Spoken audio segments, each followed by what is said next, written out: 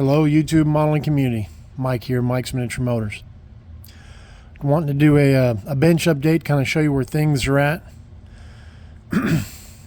on all the builds that are on the bench. I'm gonna start with the old Tom, Rambler 69, group build or appreciation build.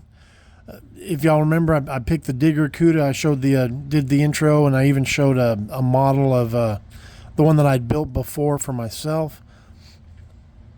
I'm at a point where I'm ready to glue this together versus leaving it. The kit's designed to be two pieces, and I just don't want to do it that way. I want to get rid of the seam that's there, and then the graphics go right down the center, and there's just no way to put the decal down there, slice it down the middle. I mean, that can be done, but then I don't think it would look right. I think it would be more cohesive if it was a solid line, and even on the box art, it's smooth all the way down the side of the car. There's no seam.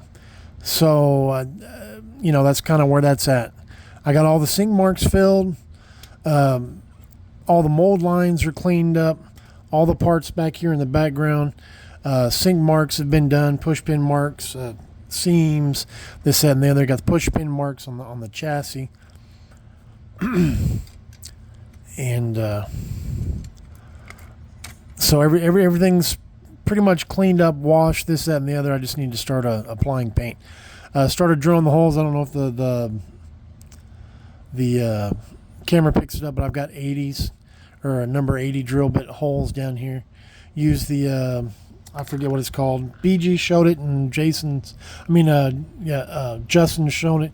The center, I forget what it's called. Anyway, start my holes with that, and then I go in with an 80 for my pilot hole, and then I'll come behind and gradually build up those holes to open those up.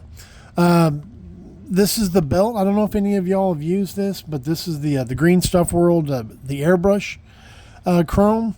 I haven't painted the belts because I went to open up my XF1 the other day, and it had dried up on me, and it was kind of weird because it's a pretty new bottle. I guess I didn't leave the lid all the way down, so that was kind of disappointing. Here's the oil pan. This is that Green Stuff World chrome. Really, I think it's really, really good stuff. I found out about it originally through Barbados Rex.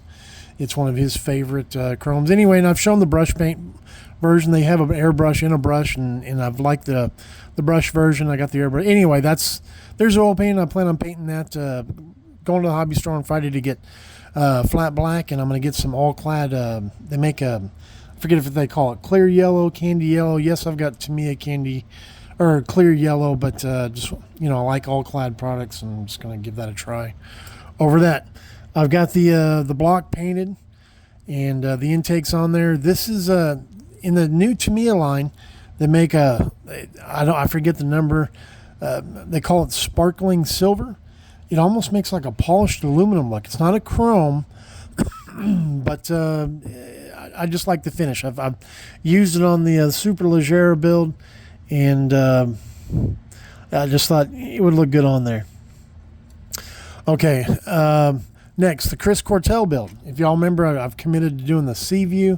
I've had that kit in my stash for probably 15 years. Wanted to get it built before my youngest was born. That never happened when I said I'll get it built by the time he's 2. That didn't happen. Now he's 13, and he's seen it on my bench or on the shelf for the longest time, and he got excited when I pulled it out and started cleaning up parts. He goes, "Oh, can we build it?" And he wants to start doing Seaview Sunday, but I'm not showing you these parts on a Sunday because he just hasn't done that much of the work himself. So, but we'll see where that goes. So you may start seeing posts on Sunday. The Camaro back there, the Fred Henry build, y'all see in the background all the time. It's never left the bench.